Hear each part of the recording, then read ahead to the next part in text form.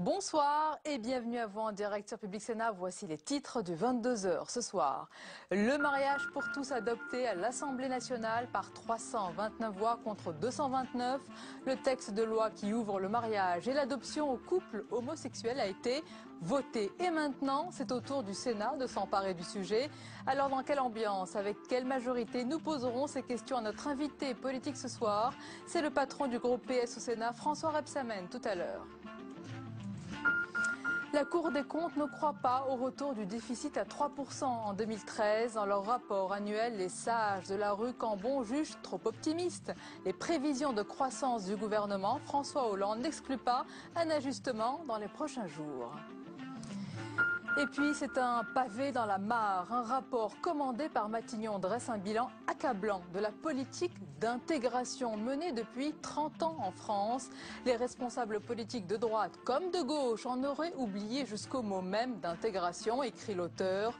Le rapport détaille aussi une série de propositions, toutes plus sensibles les unes que les autres, comme la régularisation des sans-papiers. Le rapport qui dérange, c'est le débat du mardi soir. Voilà pour le programme de votre 22h. Merci d'être en notre compagnie ce soir.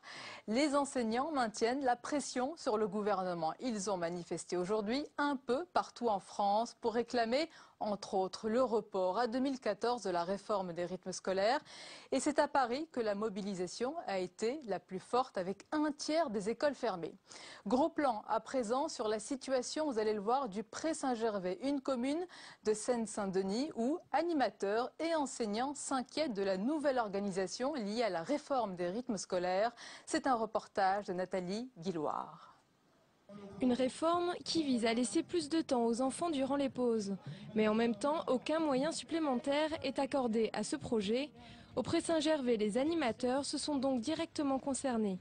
Le projet de décret du ministre de l'Éducation Vincent Peillon prévoit d'assouplir les taux d'encadrement des activités périscolaires. Jusque-là, on travaillait avec un animateur pour 10 enfants en maternelle. Aujourd'hui, ce décret prévoit d'amoindrir ce taux à un animateur pour 14 enfants. Donc nous, on pose la question non seulement de la sécurité des enfants, mais aussi de la qualité des contenus éducatifs qu'on pourra proposer. De nouvelles conditions de travail qui inquiètent les parents d'élèves, pourtant favorables à la réforme des rythmes scolaires. On ne peut pas, par exemple en maternelle, faire la même chose avec 8 enfants, avec un animateur. Et la même chose avec 12. C'est plus du tout le même boulot. Dans un cas, c'est la garderie et dans l'autre, effectivement, on peut les amener à apprendre beaucoup de choses. Pour l'instant, le temps de la pause du midi au Pré-Saint-Gervais est d'1h30, mais avec la réforme, elle pourrait s'étendre à plus de 2 heures.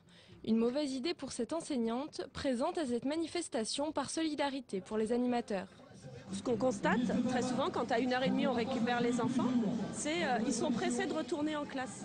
Ils nous le demandent, ils nous disent est-ce qu'on peut rentrer là, c'est trop long. Une réforme trop compliquée à appliquer, mais surtout un délai à respecter trop court.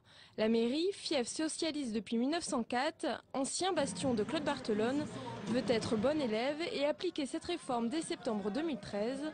Encore faut-il qu'elle en ait les moyens. Il y avait de la colère, mais il y avait aussi et surtout de la douleur chez les salariés de Goodyear. Les quelques 750 salariés présents sur le site de Rueil-Malmaison ont été rejoints par des salariés de PSA, Arcelor, Mittal ou encore Sanofi. Et la tension est rapidement montée d'un cran à l'annonce de la fermeture du site par la direction. Les syndicats veulent croire qu'une alternative est toujours possible malgré le retrait du repreneur Titan. Dans l'actualité, je vous le disais dans les titres, l'Assemblée nationale a donc adopté le projet de loi du mariage pour tous avec 329 voix pour et 229 contre. Il y a eu 10 abstentions et 7 députés n'ont pas pris part au vote. Alors à l'UMP, comme il l'avait annoncé, seuls Benoît Apparu et Franck Riester ont voté pour. Tandis que comme prévu, les députés Nathalie Kosciusko-Morizet, Pierre Lellouche et Bruno Le Maire se sont abstenus. À noter la mésaventure du président de l'UDI, Jean-Louis Borloo, qui a voté contre par mégarde alors qu'il approuve le projet. Et maintenant donc, c'est au tour du Sénat de s'emparer du texte. Il sera examiné à partir du 2 avril et déjà les auditions ont débuté. Ce sont les représentants des cultes qui ont été reçus par les sénateurs pour partager leur vue sur le texte. Le cardinal André XXIII, le grand rabbin Gilbert Naim ou encore le président du Conseil français du culte musulman Mohamed Moussaoui. Tous ont longuement détaillé leurs avis avant les débats du mois d'avril. On en parle dans un instant avec notre invité politique. C'est le patron du groupe PS au Sénat, François Rebsamen. Et d'abord, les détails sur l'arrivée du texte à la Haute Assemblée avec Joachim Robb.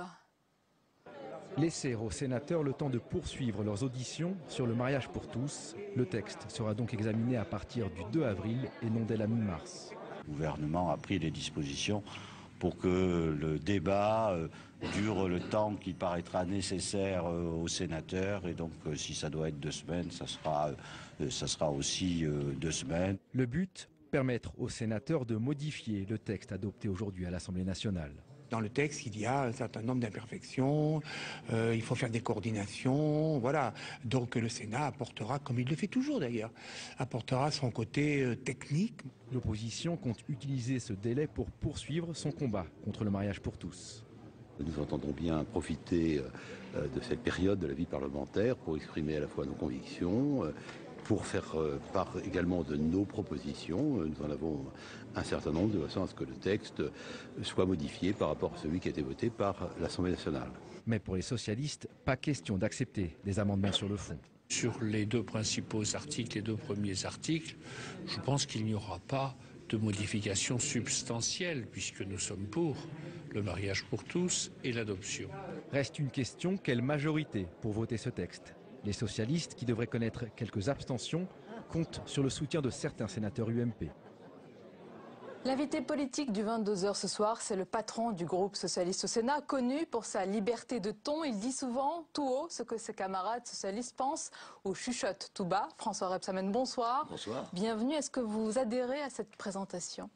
Oui, enfin, je dis ce que je pense. En général, j'essaie de le dire haut et fort, tout en respectant, bien sûr, celles et ceux auxquels je m'adresse. Alors justement, votre liberté de ton, on l'a beaucoup entendu avec votre opposition au non-cumul des mandats. Finalement, ce qui se profile, c'est une loi après 2016, après les municipales et les sénatoriales. En ce cas-là, vous rentrez dans le rang, vous dites oui ?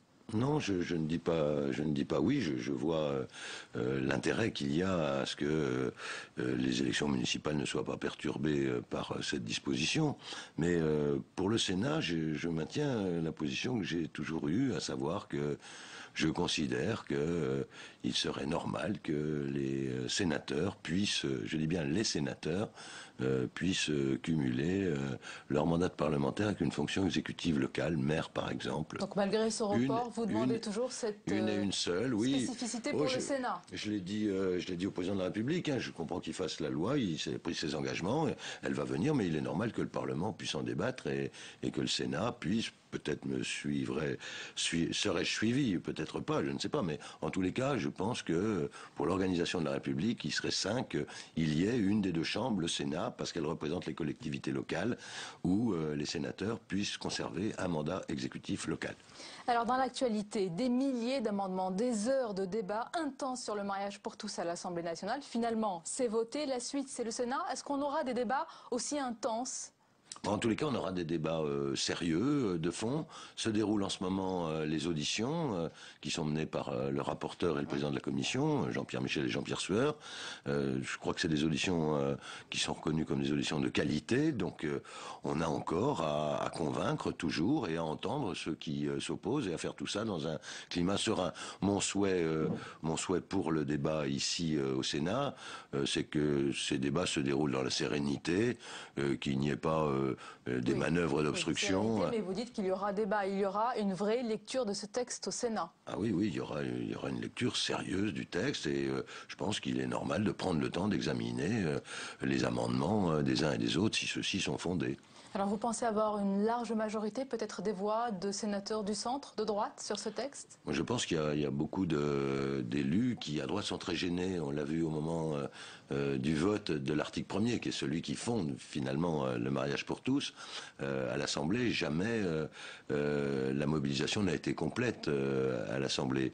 Je crois que pour le vote de l'article 1er, il n'y avait que 97 députés qui ont voté et donc beaucoup se sont absentés finalement ne partagent pas cette opposition systématique parce qu'ils voient bien que la vie est bien en avance sur la loi. Et des sénateurs de l'opposition vous ont déjà confirmé qu'ils s'abstiendront ou voteront peut-être pour? Je pense, j'espère qu'il y aura même des votes pour. J'espère les convaincre dans le débat, mais surtout que ça se passe sereinement et que ça donne une bonne image du Sénat. Donc vous excluez totalement tout risque de rejet du texte sur le mariage pour tous au Sénat? La gauche, de toute façon, sera rassemblée sur ce texte et j'espère qu'on franchira les limites de la gauche pour convaincre sénatrices et sénateurs du centre ou de droite. Alors cette fois-ci, elle sera rassemblée, mais l'étroitesse de votre majorité, on l'a constaté sur de nombreux textes sur lesquels les communistes vous ont fait faux bond ces derniers temps. Est-ce que vous pensez que ça va changer, François Rebsamen, avec l'approche des municipales?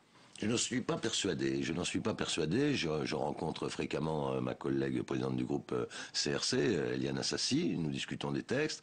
Ce que je souhaite, c'est qu'il y ait une discussion en amont sur tous les textes. Vous savez que la majorité gouvernementale n'est pas la même que la majorité sénatoriale. C'est clair, mais je le redis. Oui. Donc il ne faut pas qu'on fasse comme s'il y avait une majorité ici pour soutenir le gouvernement sur l'ensemble des textes. Ça, on l'a compris. Mais en même temps, rien n'empêche d'avoir en amont des discussions pour voir si on peut... Ça fait des mois que vous discutez. Est-ce que vous n'escomptez pas un changement de comportement à l'approche des municipales? Parce que les communistes sont dans une vraie schizophrénie. Ils continuent à vous, pardonnez-moi le terme, mais taper sur la tête au plan national et vous faire les yeux doux au plan municipal?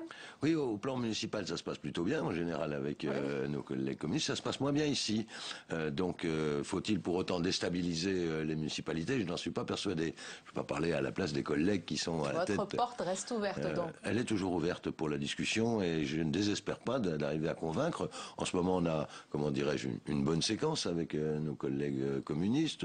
Ils ont voté le contrat de génération. Ils vont voter, les bonnes choses, vous les comptez sur les doigts de la main? Non, depuis le début de l'année, nous n'avons que des bonnes nouvelles. J'espère que ça va continuer surtout.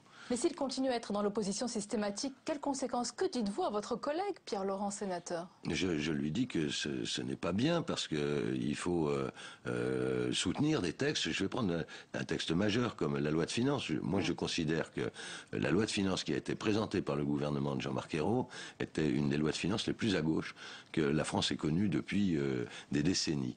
Et donc, je lui fais part de mon incompréhension. Et donc, je lui dis... Et lui vous fait part de son scepticisme. Oui, mais surtout m'a fait part, donc on verra ce qu'il en sera pour la prochaine, surtout m'a fait part de son souhait de dialogue en amont sur les attentes des élus communistes. Et je pense qu'il faut les entendre si elles sont acceptables, bien sûr. Peut-être que les choses changeront. Peut-être, espérons-le. En tous les cas, on fait tout pour. Alors, sur le front social, la tension monte et on l'a vu aujourd'hui sur le site de Goodyear d'Amiens Nord. Est-ce que vous redoutez, dans les prochains jours, dans les prochains mois, une radicalisation, une coagulation des luttes qui peut conduire à une implosion, à une explosion sociale? Non, personnellement, je ne le crois pas. Je pense qu'il y a d'un côté une France des sites industriels, des plans sociaux qui souffrent. C'est cette France des zones excusez-moi de l'expression, de vieille industrie, d'industrie lourde. On le voit avec Goodyear, on l'a vu avec Florange, on le voit avec Petroplus. Et puis de l'autre côté, il y a une France qui innove, il y a une France qui investit, il y a une France qui se développe, il y a des entreprises qui fonctionnent. Et donc, je pense que le problème, c'est que tous ces plans sociaux ont été retardés par l'ancien gouvernement. Je dis la chose clairement. François Rebsamen, nous sommes à 9 mois après. Mais bien sûr, mais vous savez, Goodyear, c'est lourd cet héritage. Oui, 10 ans.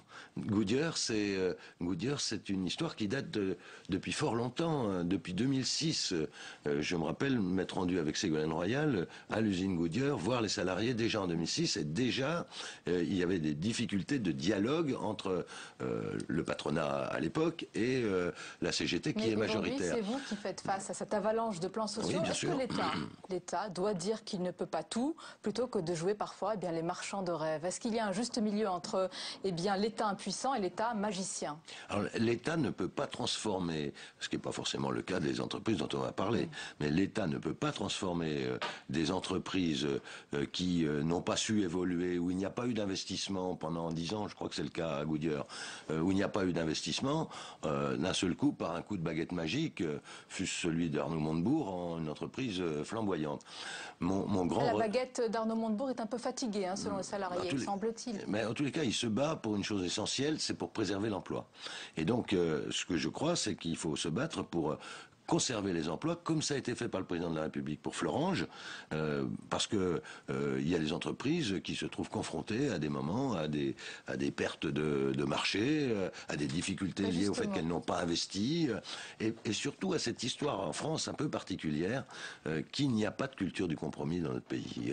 Je suis toujours, ou qu'elle n'est pas assez développée, je suis toujours assez sidéré de voir comment des organisations syndicales et patronales peuvent aller jusqu'au bout de l'affrontement pour, à la fin, arriver à une situation de blocage complet qui empêche toute évolution. Je pense qu'il faudrait qu'il y ait là un développement du dialogue, une meilleure approche. Je crois que la formule d'Arnaud Montebourg était pas mal. Et ce serait pas mal que la CGT mette un peu d'eau dans son vin et qu'on demande au patronat de mettre un peu de vin dans son eau. Oui. Et que doit mettre l'État, justement? Est-ce qu'il doit se substituer aux entreprises en difficulté? Est-ce que, par exemple, vous êtes favorable, clairement, à une entrée de l'État dans PSA? Si ça permettait de sauver PSA, je vous dirais oui, mais je n'en ai aucune certitude aujourd'hui. Je pense que PSA est confronté aujourd'hui à des erreurs de stratégie qui remontent à quelques années, et je vois pas en quoi, sauf à ce qu'il y ait un besoin momentané de fonds nouveaux apportés au sein de l'entreprise, mais pour une stratégie nouvelle de développement. Or là, je pense qu'il faut faire face à la situation. Donc c'est un oui, mais oui, dans ce contexte économique difficile, la Cour des comptes aujourd'hui presse le gouvernement pour faire davantage d'économies. Les sages de la rue Cambon ne croient pas aux 3% de déficit en 2013, vous non plus. Moi, je n'ai pas abdiqué. J'attends les chiffres déjà du 4e trimestre. On va avoir les chiffres de la croissance. J'entends ce qui se dit. Vous reconnaissez que c'est intenable. Pourquoi tenir à ce totem? Intenable, je ne sais pas, mais attendons de voir comment les choses évoluent. La seule chose que je peux dire, c'est que s'il y a besoin de corriger les prévisions de croissance, ça sera fait par une loi de finances rectificative. Ce qu'a dit le président Hollande. Alors pour terminer, François Rebsamen, je voulais vous faire réagir à un rapport commandé par Matignon au sujet de l'intégration en France. Constat accablant dressé par le conseiller d'État Thierry Tuot sur l'échec des politiques d'intégration depuis 30 ans en France. Et l'une de ses préconisations, la voici, c'est la création d'un titre de tolérance pour régulariser par étapes, en grande partie, les sans-papiers. Est-ce que vous y êtes favorable? Non, comme ça, de but en blanc, non. C'est une provocation plus qu'une préconisation? Non, je suis favorable à ce que ceux qui sont en situation régulière obtiennent vite des papiers, c'est-à-dire qu'il y ait un examen sur critères de tous ceux qui sont aujourd'hui ni expulsables ni régularisables, parce que c'est cette situation qui crée aujourd'hui de l'inquiétude et du désordre. Mais je ne suis pas pour une généralisation massive. On va en parler justement tout à l'heure, c'est le débat du 22h. Merci beaucoup François Rebsamen d'avoir été notre invité. Merci.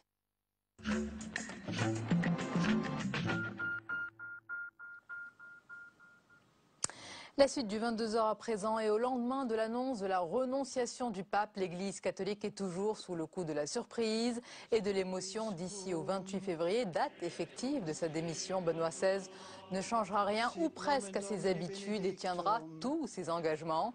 A priori, sa dernière audience générale aura lieu le 27 février et déjà, vous allez le voir, le ciel s'en mêle avec, regardez cette photo de l'agence France Presse, la foudre. Oui, la foudre qui s'est abattue exactement sur le Vatican. Alors, message du ciel ou simple coïncidence, en tous les cas, cela a créé le buzz sur le web et on en parle avec Caroline Deschamps. Bonsoir Caroline. Bonsoir Sonia. Pour la chronique net d'infos. Alors Caroline, le pape en tous les cas a envoûté les réseaux sociaux. Oui, la foudre est tombée aussi sur Twitter, Sonia. Benoît XVI, superstar, avec l'annonce de son renoncement. Le pape se retrouve en tête des tendances de Twitter depuis hier matin. Et alors évidemment, les politiques ont largement commenté l'événement sur le réseau, comme François Fillon qui lui rend hommage et se fend d'un billet sur son blog, ou comme Ségolène Royal qui tweet, je cite, « Respect pour Benoît XVI qui a reconnu l'horreur des crimes de pédophilie commis par des prêtres et demandé pardon aux victimes. » Son ex-compagnon et président de la République a lui réagi en marge d'une conférence de presse. Regardez. Laisser l'Église catholique déterminer comment elle entend organiser cette succession. Et nous ne présentons pas de candidat. Alors une blagounette comme celle qu'il affectionne tant, mais qui n'a pas fait rire, mais alors pas rire du tout Nadine Morano. Elle dénonce, je cite, une désinvolture indigne d'un président de la République. Indigne, c'est aussi le mot choisi par Christine Boutin après un tweet blagueur sur l'âge du pape de Michel Delaunay, la ministre des Personnes âgées, qui a écrit « Je dois bien reconnaître qu'à tort ou à raison, Benoît XVI a omis de me consulter ». Alors Christine Boutin, ça lui a pas plu. Elle réplique sur Twitter « Vous êtes invraisemblable et limite à l'égard de Benoît XVI, indigne madame ». Alors face à la volée de bois vert déclenchée par son tweet, Michel Delaunay a rétorqué dans un premier temps, je cite, « Ne pas avoir offensé Benoît XVI. Elle a simplement fait un clin d'œil peu inspiré, elle le reconnaît, à ceux qui l'interrogeaient ». Alors décidément pas en auteur de sainteté, Michel Delaunay a finalement effacé ses tweets pour éteindre l'incendie, Sonia. Alors, et à part cette polémique, Caroline, est-ce qu'il y a d'autres réactions? Alors, il n'y a pas que François Hollande qui va de sa blague sur Twitter. Erwan Gaucher tweet, je cite, Jean-François Copé serait chargé d'organiser l'élection du nouveau pape. Ou alors de son côté, le journaliste Samuel Laurent, le journaliste du Monde, note que le renoncement du pape éclipse le scandale des lasagnes de cheval. Il ironise, les mecs de chez Findus doivent croire en Dieu. Alors plus sérieusement, c'est toute la communauté des tweetos cathos qui a été abasourdie dans un premier temps avant de saluer la décision de Benoît XVI. Benoît XVI, l'exemple d'un humble serviteur jusqu'au bout. Merci mon Dieu de nous l'avoir donné. Tweet le très geek Abbé Grosjean, prêtre du diocèse de Versailles. Alors quant à moi, Sonia, eh bien je suis tristesse car le pape n'a pas tweeté son renoncement. On avait parlé de son compte Twitter ici même, ouvert il y a plusieurs semaines. Eh bien il est désormais silencieux. Alors adieu pape Twito, Aeternum Vale Pontifex. Peut-être qu'il y aura encore un tweet. Croyez au miracle, Caroline. Merci beaucoup pour la chronique nette d'infos. On se retrouve avec plaisir mardi prochain. La suite du 22h dans un instant, nous allons parler d'un rapport. Vous allez le voir, un rapport qui dérange, commandé par Matignon. Une étude sur les politiques d'intégration menées depuis 30 ans en France pointe l'inaction de l'État et presque sa démission dans ce domaine. Un rapport audacieux pour certains, totalement hors sujet pour d'autres. Son auteur sera notre invité avec d'autres experts de cette question. C'est juste après le tour de l'info qui est signé ce soir, Sophie Normand.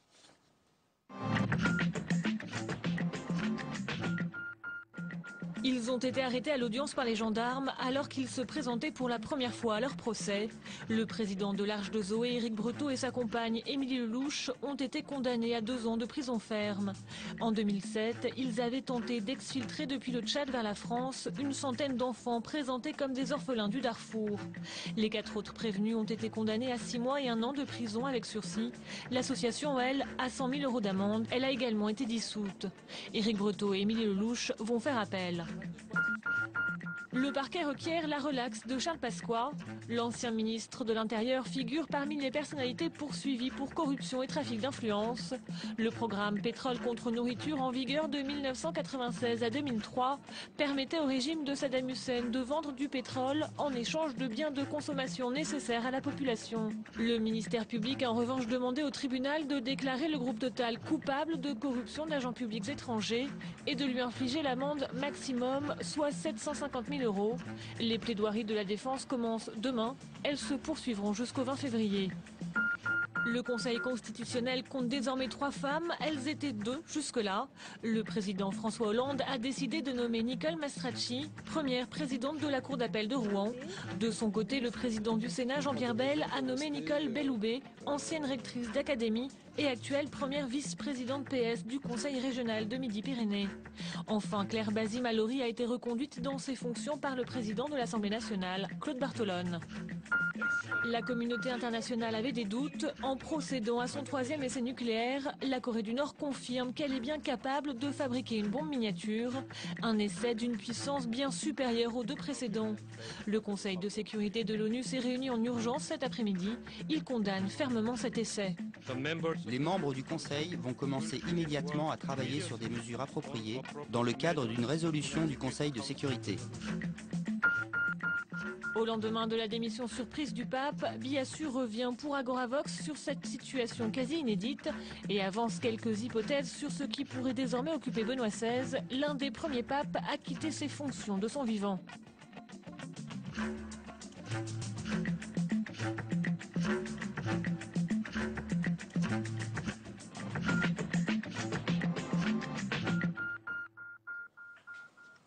C'est un état des lieux qui dérange, commandé par Matignon. Un rapport intitulé « La grande nation pour une société inclusive » dresse un bilan très sombre de la politique d'intégration en France.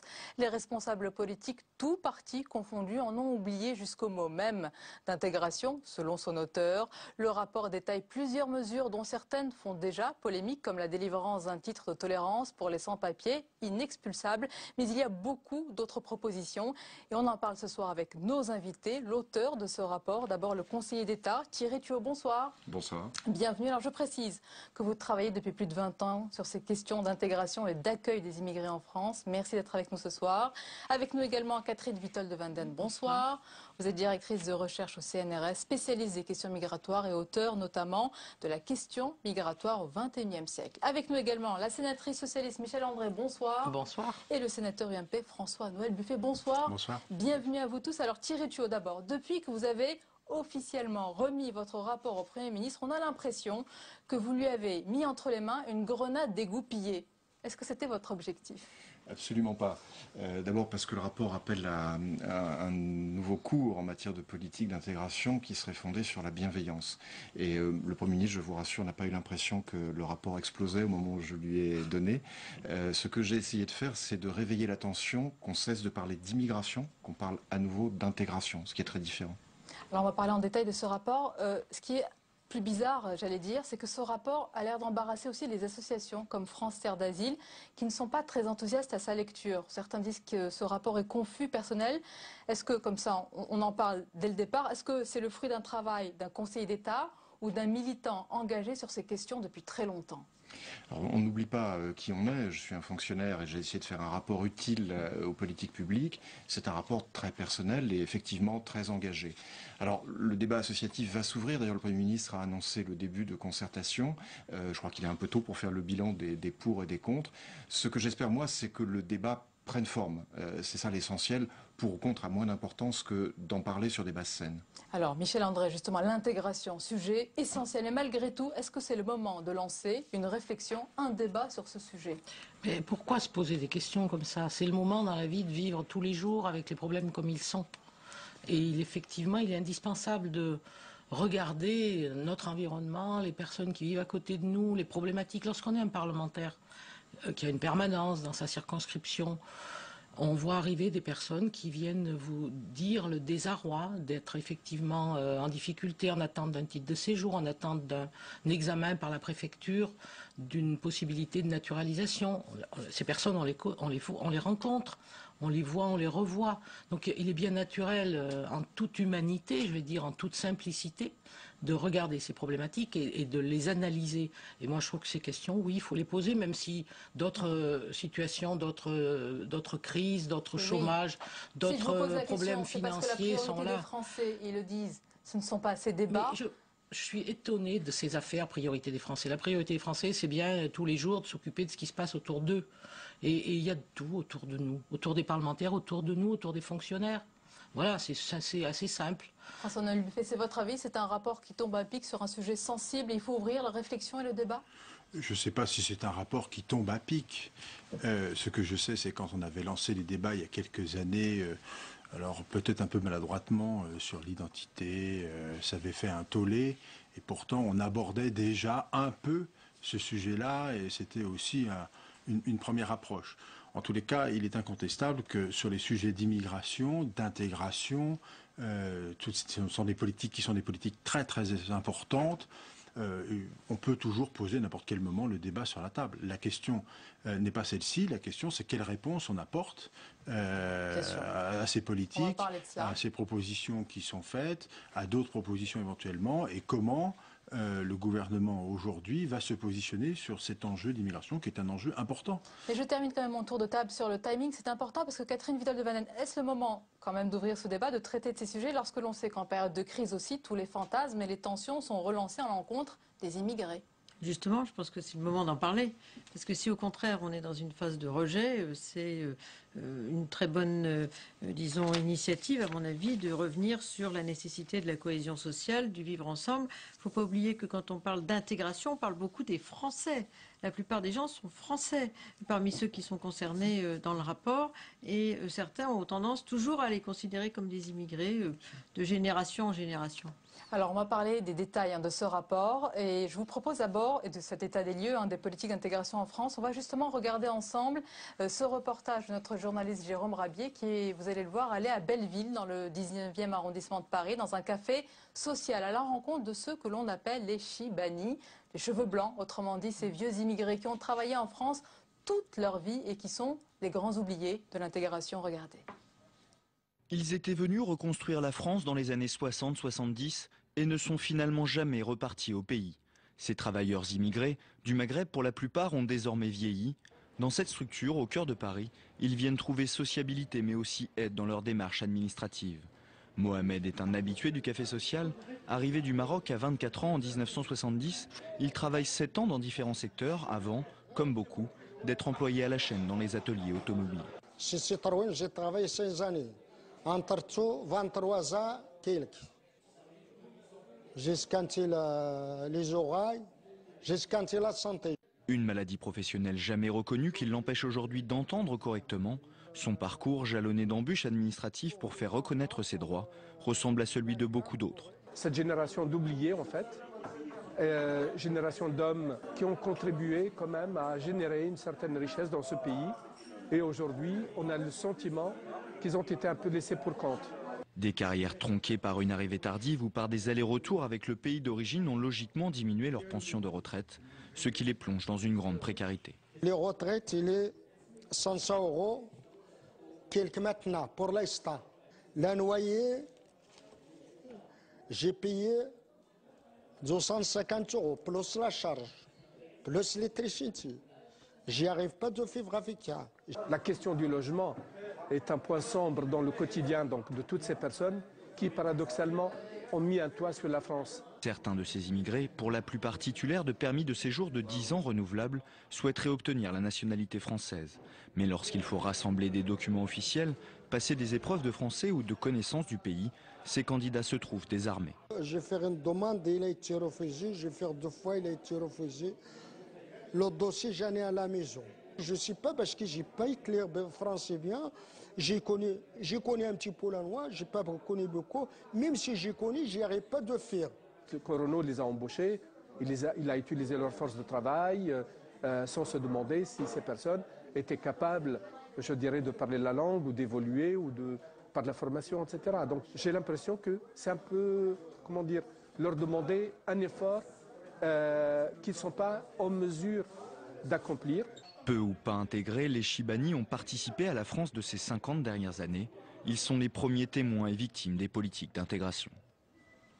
Thierry Tuot, c'est l'un des sujets dont vous parlez dans votre rapport. Est-ce que les Chibani sont un symbole pour vous de l'échec des politiques d'intégration? Ni la droite ni la gauche ne leur a trouvé les solutions.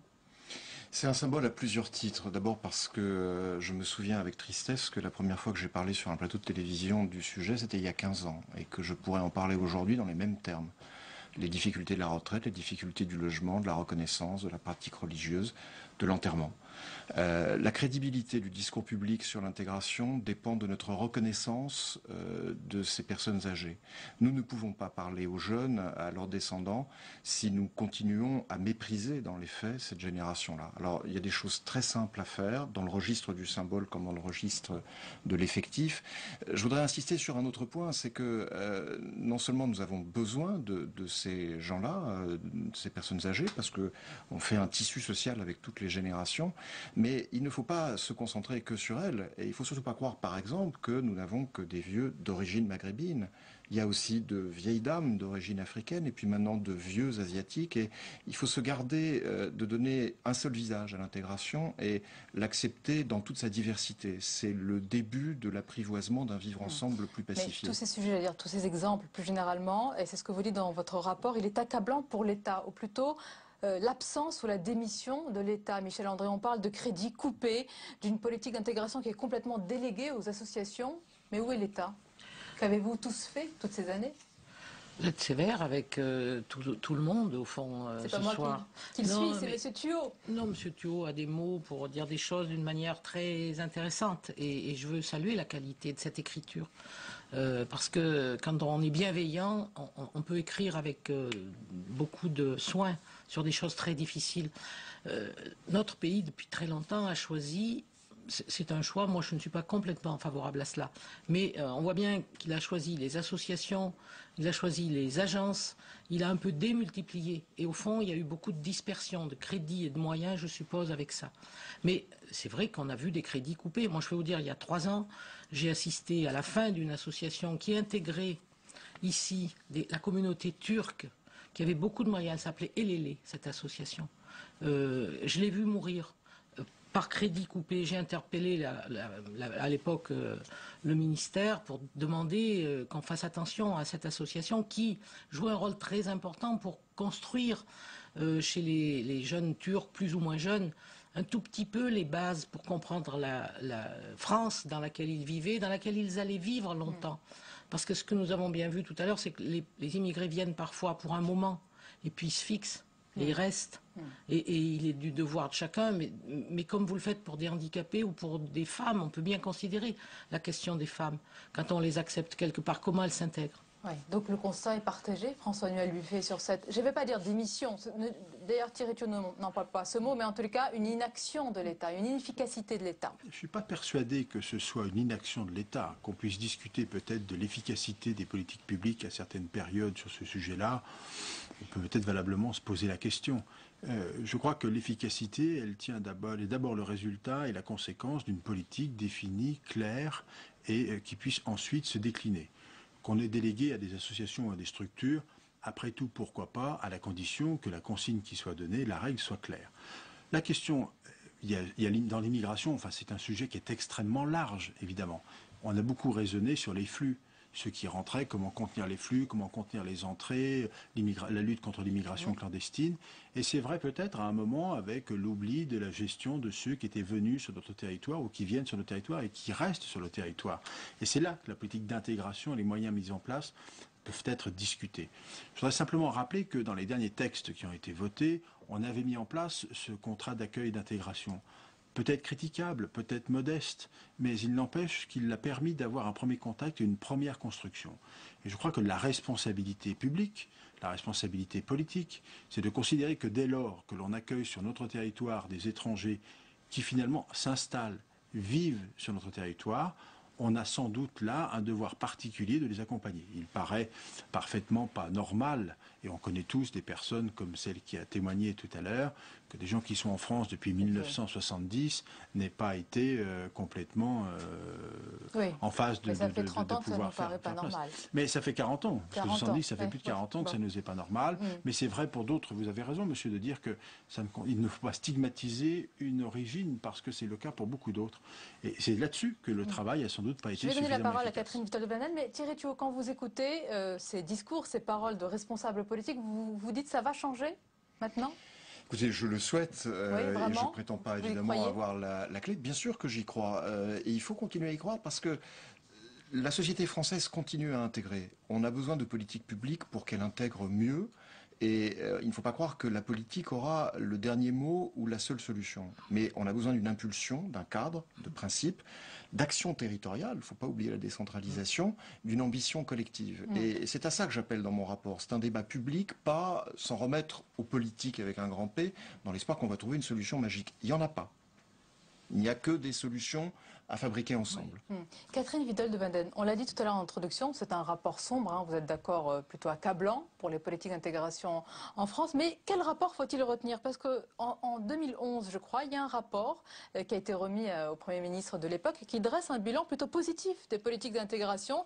Il évoque, je cite, un processus complexe qui continue de bien se passer pour la très grande majorité des immigrés et leurs enfants. Je crois que c'était un rapport du Haut Conseil à l'intégration. Alors en fait, il y a plusieurs parcours. Oui, la réalité. Il y a une très grande variété de parcours. Il y a des gens, effectivement, mais moi je l'ai toujours dit, qui, d'une certaine façon, je ne sais pas si le terme d'ailleurs est très heureux, s'intègrent. C'est-à-dire qu'en fait, qui, à mon sens, ils font surtout un parcours de promotion sociale. Moi j'ai même écrit un livre qui s'appelle La bourgeoisie là-dessus, des gens qui, grâce soit à des parcours scolaires, soit à la vie associative, ont réussi à quitter le monde ouvrier de leurs parents et sont entrés dans la classe moyenne. Souvent, ce n'est pas les parcours les plus significatifs. Alors, on va montrer quelqu'un qui est ministre, quelqu'un qui est élu, etc. Mais dans l'ensemble, c'est des gens qui, comme beaucoup de Français, sont dans des catégories intermédiaires. Combien d'instituteurs aujourd'hui... On ne parle pas suffisamment d'eux, on ne les montre pas suffisamment. Absolument, des instituteurs, des professeurs de collège, des gens qui travaillent à la SNCF et qui empruntent exactement les mêmes parcours qu'il y a 100 ans, les gens qui quittaient le monde rural et qui entraient dans la classe moyenne. Il y en a beaucoup aujourd'hui. Mais il y en a aussi qui ont été victimes de toute une série de suites de regards biaisés là-dessus. Et je dirais tout d'abord, on a cru que beaucoup de ces Chibani, précisément, mais pas seulement, avaient vocation au retour. Donc pendant ce temps-là, on ne s'est pas beaucoup occupé de leur intégration. Ensuite, on a eu des politiques qui parfois étaient un peu de la poudre aux yeux, si j'ose dire, puisque c'était un peu au rabais. C'est-à-dire que, par exemple, dans les politiques urbaines, on ne s'est pas beaucoup occupé des transports. Donc les gens étaient complètement relégués dans des espaces... Est-ce qu'on peut dire que c'est une vraie politique globale, en fait? La politique d'intégration, en fait, c'est social, c'est l'éducation, le logement, le transport. Ce que vous dites, Thierry Piot. C'est remédier à la ségrégation et jouer sur tous les claviers, tous les registres, avec l'espoir qu'on arrive à recréer plusieurs dynamiques sociales. Je voudrais insister sur un point qui est très important. Ce ne sont pas des politiques spécifiques pour les immigrés. C'est la prise en compte des spécificités des immigrés dans des politiques sociales pour toutes les personnes qui traversent les mêmes difficultés. Je ne propose pas de créer de prestations pour immigrés. L'un des scandales que subissent les Chibani, c'est qu'on avait inventé le logement pour immigrés. Plus cher, plus petit, plus insalubre. C'est pas de ça qu'il s'agit. Les Français de souche, c'est-à-dire tous d'origine immigrée, nous le sommes tous, ont des difficultés sociales, nous devons les résoudre collectivement en faisant attention au fait que certains d'entre eux sont d'origine étrangère. Dans ce rapport, il y a les idées et les pistes consensuelles. Vous dites créer des lieux de mémoire dans les quartiers. Ériger un mur du souvenir aux soldats étrangers morts pour la France. Autant de signaux symboliques qui peuvent faciliter, on l'imagine, l'intégration et donner le sentiment qu'on compte dans la République, mais il y a aussi les idées polémiques. Alors autour des sans-papiers auxquels vous suggérez de délivrer des titres de tolérance. Avant un parcours de régularisation, Manuel Valls vous a tout de suite répondu non. Votre proposition a aussi déclenché les foudres de l'opposition. Michel André, quel est votre avis sur cette idée plutôt originale, titre de tolérance? Écoutez, moi, ça me fait... Pardonnez-moi, cher voisin, mais ce mot de tolérance a une connotation tellement étrange que je ne suis pas certaine que c'est la bonne manière d'appeler. Bon, mais il faut entendre la problématique particulière des demandeurs d'asile dont le dossier n'aboutit pas et qui se retrouvent des gens qu'on ne peut pas ramener dans un pays parce que parfois les consulats ne reconnaissent jamais que ces personnes sont de cette nationalité. Moi, j'avais vu cette question... Vous n'êtes pas sur la même ligne que votre ministre de l'Intérieur. Personne n'oblige un parlementaire à être sur une ligne tout d'un coup, soudainement. Je le rappelle. Moi, j'espère simplement qu'on peut débattre de ces problèmes. Et quelle facilité donne-t-on à ces personnes, simplement, pour vivre tous les jours, pour travailler sans être exploité au noir? C'est un vrai problème. Mais je pense que Manuel Valls peut travailler là-dessus. Oui. Mais est-ce que lui, il a tout de suite fermé la porte à la proposition. Pas exactement. Non. Soyons clairs. Je ne propose pas de régulariser les clandestins. Voilà, c'est ça. Manuel Valls a dit « je refuse la régularisation des clandestins ». Je dis que tout gouvernement, au cours des 10 dernières années, a procédé à 30 000 régularisations par an, pour des motifs de pur droit. Quand nous procédons à ces régularisations, c'est après 5 ans de séjour. Je dis simplement, puisqu'on va les régulariser, parce qu'on ne peut pas légalement, et c'est heureux, faire autrement, faisons un travail durant ces 5 ans, plutôt que de laisser les gens à la dérive. Clair. Titre de tolérance, c'est le terme qu'a choisi un gouvernement de gauchistes échevelés, dirigé par Angela Merkel. Et le mot de la fin avec François-Noël Buffet et rapidement Catherine Vidal de Vanden. Oui, je dis simplement qu'il faut être très prudent sur les mots utilisés et les appels d'air organisés à l'égard d'une immigration qui favoriserait une immigration clandestine lourde. Ça, il faut vraiment éviter tout cela et c'est extrêmement dangereux, nous le savons. En revanche, il faut se donner les moyens que pour ceux qui arrivent et qui font des demandes, notamment des demandes d'asile auprès de l'OFPRA et de la Cour nationale de d'asile, de limiter au maximum les délais d'instruction de ces dossiers avec des moyens budgétaires qui leur sont donnés pour effectivement répondre vite et éviter ce délai de 5 ans. Merci, messieurs, mesdames, on arrive à la fin de ce débat. Merci d'avoir été nos invités et merci d'avoir répondu présent pour parler de ce sujet. Et merci Thierry Tuot, auteur de ce rapport qui dérange, on l'aura compris. Merci, c'est la fin de ce journal. Merci à vous, surtout de nous avoir suivis. Tout de suite l'émission Politique Preuve par Toi. Je vous souhaite une belle soirée. Je vous dis à demain avec grand plaisir.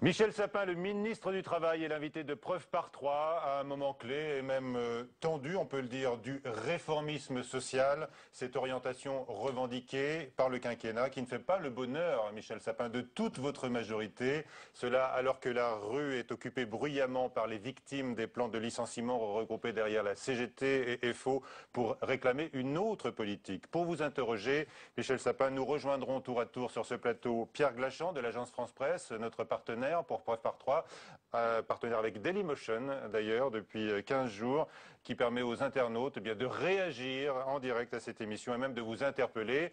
Et puis également Perrine Tarnaud sera là, elle nous rejoindra. Perrine Tarnaud de Public Sénat, qui est intriguée par votre statut de valeur sûre du gouvernement. Ça ne veut pas dire qu'elle le conteste. Mais d'abord, que répondez-vous à la Cour des comptes sur l'impossibilité de réduire à 3% le déficit public cette année? D'ailleurs, on note que François Hollande fait un premier pas dans son sens en évoquant une révision à la baisse de la croissance. Ce que souligne la Cour des comptes, et je crois que c'est le principal, c'est l'effort que, en ce moment, le gouvernement, d'une manière générale, sous l'impulsion du président de la République, fait pour redonner un équilibre à nos comptes publics, ce qui avait été perdu, pour diminuer les déficits, ce qui sera le cas, et pour diminuer l'endettement de la France. C'est cet effort-là qu'il faut continuer, qu'il faut maintenir dans le temps. Mais ça n'est pas un satisfecit quand même. Non, mais la Cour des comptes n'est jamais là pour donner des satisfecits. Mais je remarque simplement que sur ce point, elle dit que l'effort a été programmé, que l'effort est tenu et que c'était poursuivi et que cet effort est nécessaire. C'est ce que nous faisons. On ne le fait pas pour le plaisir, on le fait simplement parce qu'il n'est pas possible de continuer à rembourser tant de dettes et tant d'intérêts de la dette alors qu'il y a tant de besoins par ailleurs à satisfaire et à financer. Et donc nous prenons nos responsabilités. Ce qui n'a pas été fait par les uns et par les autres auparavant, nous le faisons aujourd'hui. Mais il ne servirait à rien, je le dis très clairement, aujourd'hui, de faire une course à l'austérité supplémentaire, quitte à ce qu'à ce moment-là, on casse les ressorts qui sont les ressorts de la croissance qui va venir, qui est en train d'être construite. Nous construisons les bases nécessaires pour un retour de la croissance. Nous le construisons au niveau européen, avec une politique de stabilité au niveau européen. Nous le construisons en France, on en parlera certainement, avec une banque publique d'investissement, avec ce crédit d'impôt compétitivité emploi pour les entreprises, pour qu'elles investissent, pour qu'elles innovent, pour qu'elles embauchent, et avec une nouvelle réglementation dans le domaine du droit du travail pour faire sauter cette peur de l'embauche qui aujourd'hui bloque un certain nombre d'emplois et de création d'emplois. Vous avez entendu aussi les critiques de la Cour des comptes qui dit que, il n'y a pas assez d'économies, on ne les voit pas dans le budget, et puis que vous reposez sur des hausses d'impôts, donc aléatoires. Vous dites pas de course supplémentaire à l'austérité. Ça veut dire que les 3% de déficit sont pour vous un dogme qu'il faudrait dépasser vu la conjoncture? C'est l'objectif de la France, elle l'a réaffirmé, c'est un engagement qui est pris vis-à-vis de ses partenaires européens. C'est une question européenne et cette question-là sera posée au niveau européen. Elle ne concerne pas que la France, elle concerne l'ensemble de nos partenaires européens. Mais je le répète, le 3%, je ne vais pas rentrer dans la technique, c'est le résultat d'une règle de 3. Et donc c'est ce qui compte vraiment pour tout le monde. Et d'ailleurs c'est ce que dit le FMI, ce que dit l'OCDE, ce que dit la Commission, ce que dit aujourd'hui la Cour des comptes, c'est que l'effort que nous faisons, qui est un effort de justice fiscale, certains nous le reprochent, de justice fiscale, et qui est un effort de maîtrise et de diminution de nos dépenses publiques, nous puissions le continuer au rythme que nous avons prévu. On tiendra ces 3%? Mais je répète, le 3% est le résultat d'un calcul mathématique. Ce qui compte, c'est que nous avions prévu 35 milliards de diminution de déficit public. Il y aura ces 35 milliards de diminution du déficit public. Vous répondez sur la tendance, mais Jean-François Copé, lui, considère que la Cour des comptes, présidée par votre ami, M. Migaud, confirme les critiques de l'UMP contre François Hollande. Oui, mais l'UMP qui a mis la France dans la situation dans laquelle nous l'avons trouvée a vraiment peu de leçons à donner. Donc laissons ces critiques-là, elles sont de caractère politicien. Ce qui est beaucoup plus important, c'est quel effort, de quelle manière est-il partagé entre les Français? C'est pour ça que nous avons fait une réforme fiscale qui fait que certains payent plus d'impôts, et en particulier les plus riches des Français, qui fait que nous avons fait des réformes pour que les revenus du capital soient imposés comme les revenus du travail. C'est pas si simple que cela, des réformes. Ça a fait réagir, on l'a vu. Bon, mais il faut de la justice dans l'appel à l'effort, et il faut en même temps du sérieux dans la dépense, mais je le répète, ça ne servirait à rien, comme d'autres pays ont été obligés de le faire, de courir comme ça tout le temps, à moins de dépenses, moins de dépenses, moins de dépenses. On sait que dans ces cas-là, ça a un effet sur la croissance. Et donc cette spirale à la baisse qui a abouti à ce qu'un pays comme la Grèce tombe dans la situation où elle est, ça n'est pas la situation de la France, et ça ne sera pas la situation de la France. Nous continuons avec le même chemin, avec la même constance, avec la même volonté de rééquilibre de nos comptes publics. D'accord. Voilà qui est bien noté. Donc c'est votre réponse à la Cour des comptes, Michel Sapin. Il y a des critiques dans la rue également. Et que répondez-vous aujourd'hui à tous ceux qui sont mobilisés autour des Goodyear? Ils se disent, pour résumer, bernés par les illusions sociales dispensées pendant la campagne présidentielle. Quand vous êtes salarié d'une entreprise comme Goodyear, et surtout du site de Goodyear à Amiens-Nord, et qu'on vous annonce du jour au lendemain que ça va fermer et qu'il va y avoir plus de 1000 emplois supprimés et éventuellement 1000 licenciements, il y a de quoi être en colère. Il y a de quoi manifester sa colère. Et il y a de quoi le faire. Certains sont en colère, par exemple, contre la CGT. Vous avez entendu? Il y a de quoi le faire là où ils l'ont fait, c'est-à-dire devant la direction de Goodyear, au moment où une réunion est en cours d'un comité central d'entreprise, c'est-à-dire d'un lieu de négociation et de discussion. Parce qu'il faut appuyer les négociations qui vont commencer sur cette question. Parce que, je le répète, il est normal qu'une organisation syndicale, ou surtout des salariés dans la détresse, disent au gouvernement « faites quelque chose pour nous ». Là, ils sont tous seuls maintenant que le groupe Titan s'est retiré. Non mais il n'y a pas que Titan au monde, il y en a d'autres qui peuvent fabriquer des pneus. Donc il faut bien entendu accompagner toutes les possibilités de recherche. Mais je veux simplement dire que l'interlocuteur d'une organisation syndicale dans une entreprise, c'est la direction de cette entreprise.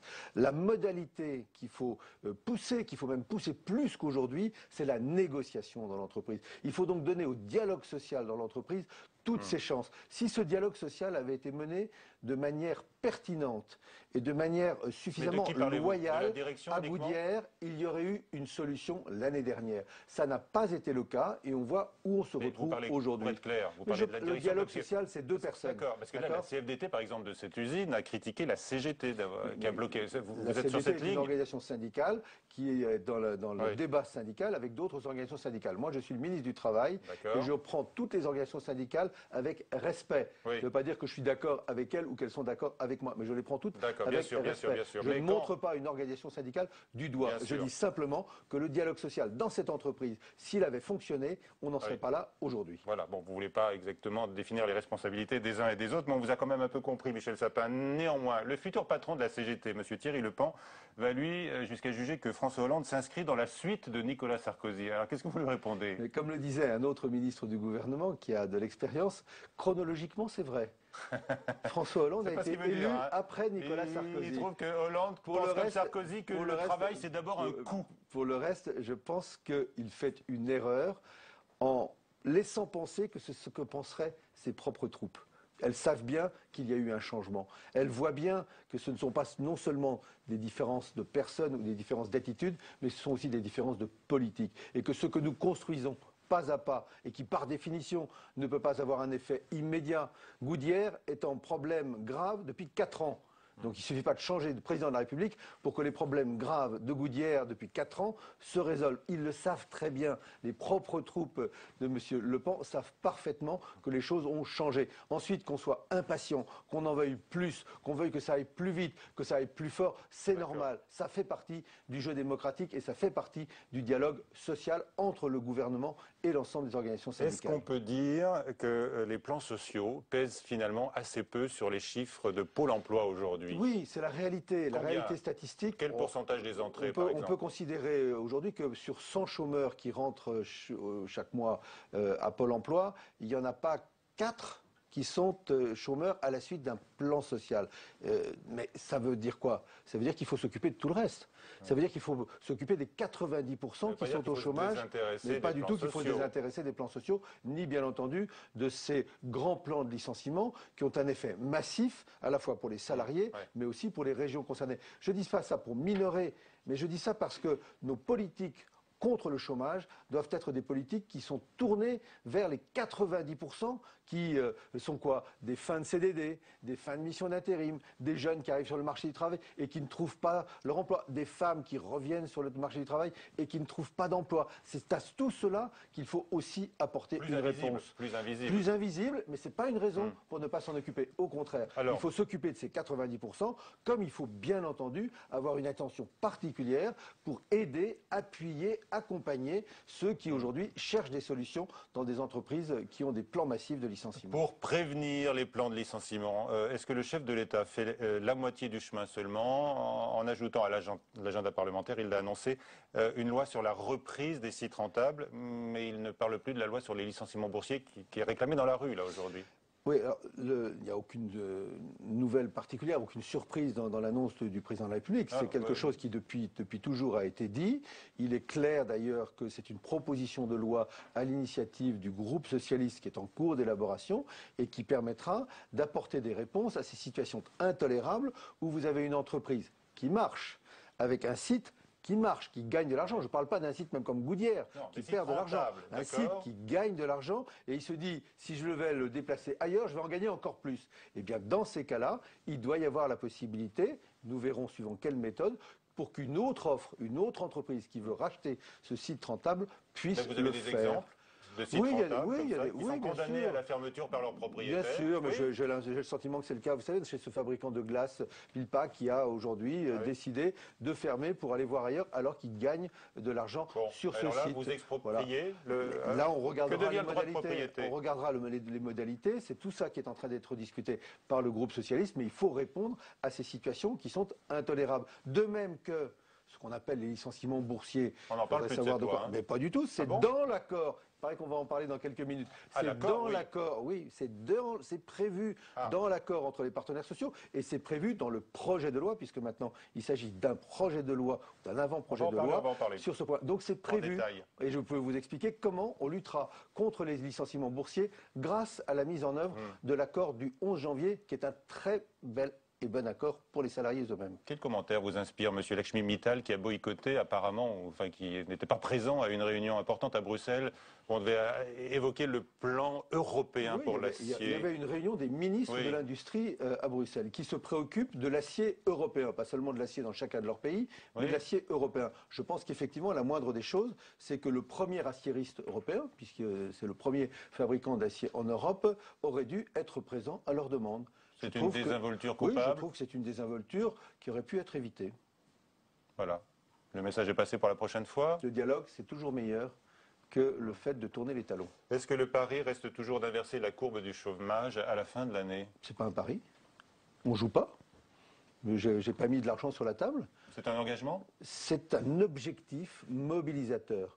Nous devons inverser la courbe du chômage. Ça veut dire très simplement, tout notre combat économique, financier, budgétaire, avec toutes les réglementations nouvelles dans le domaine du travail, toutes les politiques nouvelles dans le domaine de l'emploi, est fait pour qu'on inverse la machine. Mais qui peut y croire? C'est un peu comme pour la baisse du déficit. Mais je vais vous dire alors, Oui. Vous croyez qu'à une seule chose, c'est à l'augmentation continue, irréversible et pour toujours du chômage? Non. Donc vous souhaitez, vous aussi, individuellement et collectivement, qu'on arrête la montée du chômage et qu'on l'inverse. Vous sentez dans votre fonction que votre obligation, c'est de donner de l'espoir. Mais c'est pas seulement de donner de l'espoir. Pourquoi seulement donner de l'espoir? C'est pourquoi donner seulement des perspectives? Ça compte, paraît-il. Mais ça compte peut-être, mais on n'a pas une élection devant nous là. Il n'y a pas une élection en 2013. Je ne suis pas en train de faire une promesse pour passer par-dessus une élection. Je suis en train, avec l'ensemble du gouvernement, de mettre en place des outils qui seront efficaces, qui sont efficaces, qui commencent à être efficaces, mais qui vont avoir leur pleine efficacité à la fin de cette année. Et à la fin de cette année, oui, nous aurons inversé la courbe du chômage.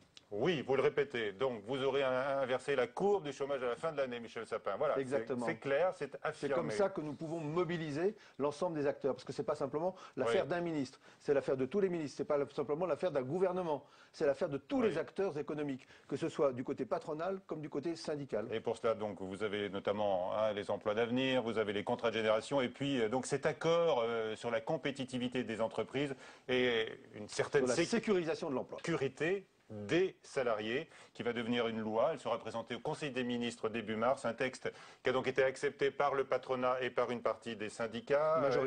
Majoritaire, 3. La tâche vous revient donc maintenant, ça va être compliqué là, pour les semaines qui viennent, Michel Sapin, vous le savez. Le plus compliqué, c'était de retranscrire effectivement dans la loi.